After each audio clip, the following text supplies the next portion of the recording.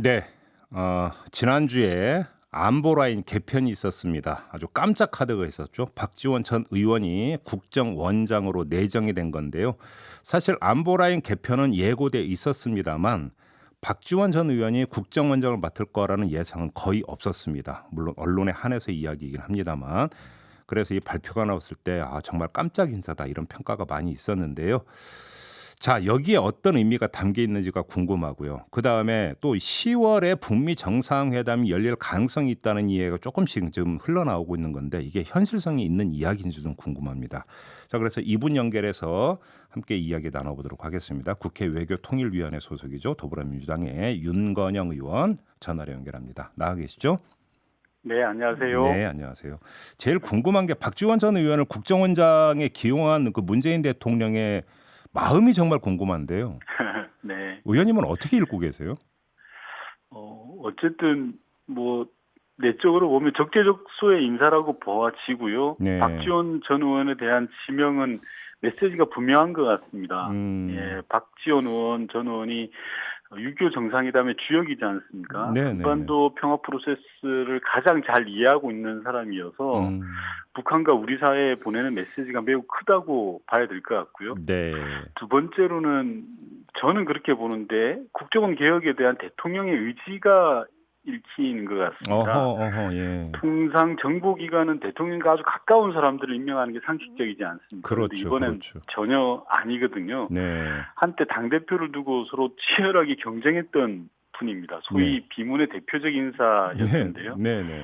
이런 분을 국정원장으로 임명한다는 것은 예. 더 이상 권력을 위한 정보기관에 두지 않겠다라는 의지가 담겨 있다고 보고요. 네. 어쨌든 역대 국정원장 인사에 이런 적은 없었습니다. 초특급 광폭 인사가 아닌가 저는 그렇게 생각하고 마지막으로는 네. 협치 인사라고 봐집니다. 뭐 좀 전에도 말씀드렸다시피 2015년 당대표 경선 때 예. 공교롭게도 당시에 문재인 의원과 이인영 의원 그리고 박지원 의원 세 분이 경선을 하셨거든요. 잠깐 그랬었나요, 그때? 예. 네, 맞습니다. 당시 박지원 전 의원께서 얼마나 대통령을 공격하셨습니까? 심지어 2016년에는 탈당을 해서 국민의당을 만든 분입니다. 대표 경선 과정에서 문재인 의원이 되면 당이 쪼개진다 이런 얘기가 이런 얘기를 했었었죠. 예. 실제로 당이 쪼개졌고요. 네. 당을 따로 만드셨죠. 그런 분을 능력만 보고 솔직히 모신 거지 않습니까? 네. 저는 뭐 탕평 인사의 끝판이라고 생각하는데 네. 근데 자세히 들여다보면 문재인 대통령의 인사와 관련해서는 지난 20대 국회에서도 여러 번 야당 인사의 입각을 제안한 바가 있습니다. 네, 있었죠. 예. 근데 그게 이제서야 성사가 됐다라고 보면 될 것 같습니다. 알겠습니다. 자, 그러면 지금 의원님의 말씀에 이제 사실은 녹아 있긴 한데 제가 이 질문을 꼭 드리고 싶었는데 문재인 대통령과 박지원 전 의원의 지금의 관계는 어떤지를 여쭤보려고 했는데 그러면 그렇게 개선돼 있지는 않음에도 불구하고 이번에 기용을 했다 이렇게 이해를 하면 되는 겁니까, 의원님? 네, 맞습니다. 예. 뭐 개선될 여지가 별로 없었던 거죠. 2017년 대선 때도 서로 경쟁하는 당이었으니까요. 예, 알겠습니다. 그럼 일단 그 점 확인하고 지금 그 몇 가지 포인트를 말씀해 주셨는데 하나하나 그럼 다시 한번 보충 질문을 드릴게요. 네. 그러니까 지금까지 언론 보도를 보면 사실 북한과의 어떤 그 소통이 필요할 때 국정원 창구가 계속 이용이 됐다라고 하는 것은 언론이 계속 보도했던 내용 아니겠습니까? 만약에 박지원 전 의원이 국정원장으로 임명이 되게 된다면 혹시 이것이 이제 더 그러니까 활성화돼서 가동될 여지가 있다고 평가를 하세요? 당연히 여지가 있고요. 네. 뭐 국정원으로서는 북한과 소통을 해야 되고요. 당연히 그게 임무니까. 네. 그에 앞서서 이번에 외교안보 라인의 재편 이 부분은 북한에 상응하는 측면이 있습니다. 우선 북한은 김여정 일부 부장을 중심으로 시스템을 정비했지 않습니까? 그렇죠. 소위 대남 사업의 총괄을 김여정 일부 부장에게 맡겼습니다. 네.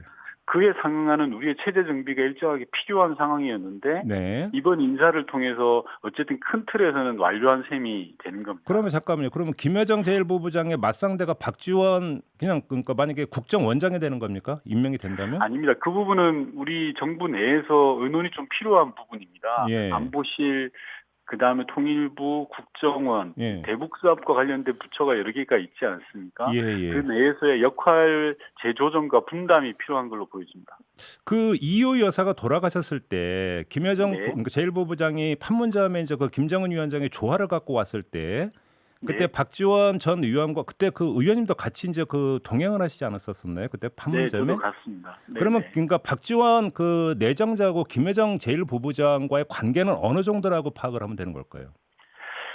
당시에는 이유 여사님의 급작스러운 죽음에 따른 조화를 전달받기 위한 거여서 네, 깊이 있는 내용을 이야기했다라고 볼 수는 없습니다. 네, 다만 네. 앞서도 말씀드렸다시피 박지원 전 의원이 최초의 남북 정상회담이었던 6.25 정상회담의 주역이었습니다. 음, 북한의 특성상 선대의 그러한 활동들에 대해서 존중하는 문화가 있지 않습니까? 네. 그런 여러 가지를 좀 고려해 볼 필요가 있을 것 같습니다. 알겠습니다. 그다음에 또 한 가지는 지금 그 박지원 기용에는 국정원 개혁이라고 하는 측면도 깔려 있다라고 말씀해 주셨는데 좀 더 네, 풀어주세요. 그렇습니다. 그럼 개혁의 포인트는 뭐가 되는 겁니까? 핵심은 앞서도 말씀드렸다시피 권력을 위한 정보기관이 아니다라는 부분입니다. 네, 과거로 말씀드리면 국정원이 해야 될 본연의 임무를 망각하고 국내 정보 네, 네, 활동을 많이 했던 부분이 있지 않습니까? 네, 근데 네, 문재인 정부 들어서는 국내 정보 활동을 일체 금지시켰습니다. 네. 그런 부분들의 핵심이 담겨 있다고 보고요. 음, 대북이라든지 해외 정보활동 기관으로 거듭나라라는 음. 부분들이 담겨 있는 것 같습니다. 그러면 박지원 전 의원이 충성을 다하겠다라는 코멘트는 어떻게 이해를 해야 되는 겁니까? 그건 당연한 걸로 보여지고요. 예, 네, 예, 네, 그냥 한번 웃자고 질문 드린 겁니다. 네, 알겠습니다.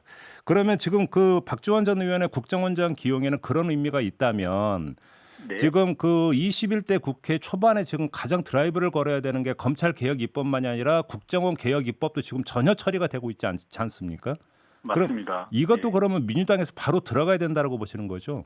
저는 꼭 반드시 필요한 과제라고 생각을 합니다. 국정원 개혁이 예, 그동안 서훈 원장 체제 하에서 상당한 성과를 이뤄냈습니다. 네, 다만 부족한 부분이 방금 말씀하셨던 제도 개혁입니다. 국회가 예, 뒷받침되지 못해서 못했던 부분인데요. 네, 박지원 내정자께서 원장이 된다면 그리고 예. 21대 국회에서는 반드시 치러내야 될 개혁 과제라고 생각합니다. 그러면 한번 이 질문까지만 드려볼게요. 이제 그 박지원 전 의원과 어떤 그 서훈 이제 안보실장 하고의 어떤 관계를 보면은 네. 오히려 문재인 대통령이 그냥 박지원 전 의원을 안보실장으로 임명을 하고 서훈 국정원장을 계속 국정원장으로 임무를 수행하게 했으면 오히려 더 효율성이 있지 않을까라는 생각도 하게 되는데 그게 아니었단 말이죠. 그럼 이건 어떻게 읽어야 되는 걸까요? 서훈 원장 같은 경우는 이미 한 3년 정도 예. 취임 때부터 계속 하셨습니다. 그래서 예. 여러 성과가 있었지만 저는 좀 변화의 계기를 좀 도모하는 차원의 인사라고 이번에 인사를 좀 보거든요. 변화. 그래서 예. 예. 음. 그래서 통일부 장관 사임으로 인사 필요성이 발생하면서 네. 안보실장과 국정원장의 변화를 준 거죠. 그래서 음. 큰 틀에서는 문재인 정부의 한반도 평화 프로세스 정책을 추진해 가지만 네. 그 속에서의 일종의 변화의 모티브를 찾은 거 아닌가 그렇게 판단합니다. 알겠습니다. 이인영 의원이 통일부 장관이 되면 역대 통일부 장관과 이제 가장 힘센 통일부 장관이 되는 겁니까, 의원님? 그렇게 되면 역대 장관님들을 좀 무시하는 분위기 되는데요. 네. 아, 그렇게 되나요? 아무튼 네. 정치인 통일부 장관이 필요했던 이유를 어떻게 봐야 될까요? 어, 그렇게 생각합니다. 이제 우선 이인영 의원님 같은 경우야 에너지가 넘치고 내공이 깊은 분이라 네. 저는 기대가 크고요. 네. 국회에서도 정치를 오래 하셨으니까 음.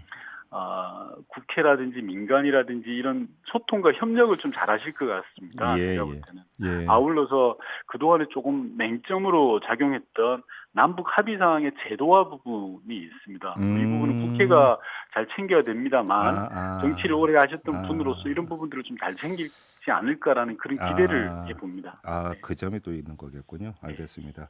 좀 연결돼 있으면 약간 다른 문제가 10월 북미 정상회담설 이야기가 나오는데 의원님은 어떻게 전망을 하세요? 뭐 가능성이 크고 작은 걸 따지기보다는 네. 뭐 저희 입장에서는 조금이라도 여지가 있으면 그 길을 개척해야 된다고 생각을 하고요. 네. 중요한 것은 대통령께서 그 메시지를 던진 게 뭐냐라는 걸 좀 봐야 되는데 네.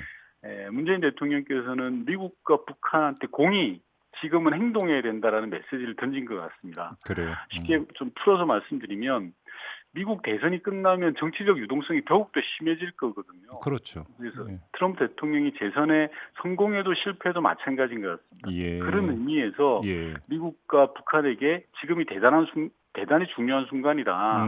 그 점을 잊지 말아라. 예. 라는 문 대통령의 당부이기도 하고 예. 또 반드시 길을 열어가겠다라는 그런 의지의 표현인 것 같습니다. 그러면 한 가지만 더 네. 말씀드리면 예. 언론에서도 많은 관심 갖고 있습니다만 스티브 비건 부장관이 내일 방한하지 않습니까? 그렇죠. 예.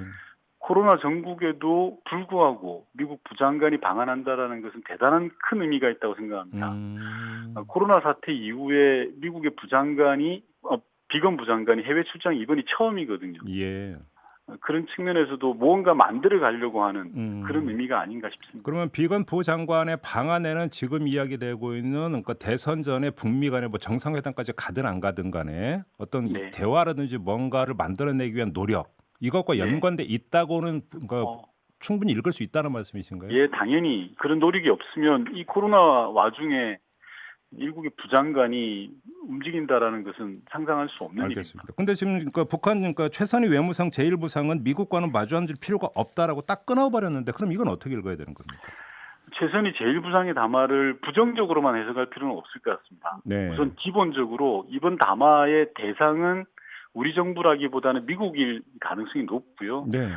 미국에게 진정성 있게 행동하라고 촉구하는 거거든요. 예. 애초에 최선희 제1부상의 카운터 파트너 즉 상대역은 비건 부장관이었습니다. 그렇죠. 그렇죠. 예, 비건 부장관이 방한을 앞두고 나온 겁니다. 최선희 제1부상도 작년까지는 메시지를 많이 냈던 사람인데요. 작년 12월 이후에 6개월 만에 처음으로 네. 이 메시지를 내놓은 겁니다. 네. 당연히 이 비건 부장관에 대한 메시지고요. 네. 일종의 요구를 하는 거죠. 기존에 미국 정부가 갔던 것에서 좀 더 열어라라는 걸 주장을 하고 있는 것 같고요. 알겠습니다. 마지막으로 그럼 이걸 여쭤볼게요. 비건 부장관이 한국에 올 때마다 항상 뒤따라왔던 이야기와 또 그러니까 일부는 실행으로 옮긴 적도 있는데 판문점에서 뭐 비공식적으로도 북한과 접촉하는 것 있지 않았었습니까? 혹시 네네. 이번에도 이럴 가능성이 있다고 봐야 될까요? 어떻게 보십니까? 뭐 가능성이 없다라고 볼 수는 없을 것 같습니다. 다만 예. 지금은 그렇게 직접적인 접촉보다도 네. 메시지를 던지고 무언가를 만들어가는 그 과정으로 봐야 되지 않을까. 그럼 한국에 와서 북한을 향해 메시지를 던진다. 네네. 그럼 그 메시지라고 하는 것은 어떻게 다시 그러니까 테이블에 마주 앉자 이런 메시지가 될까요? 그러면? 네, 당연히 그런 메시지라고 생각합니다. 알겠습니다. 자, 말씀 여기까지 들을게요. 고맙습니다, 의원님. 네. 네, 지금까지 더불어민주당의 윤건영 의원이었습니다.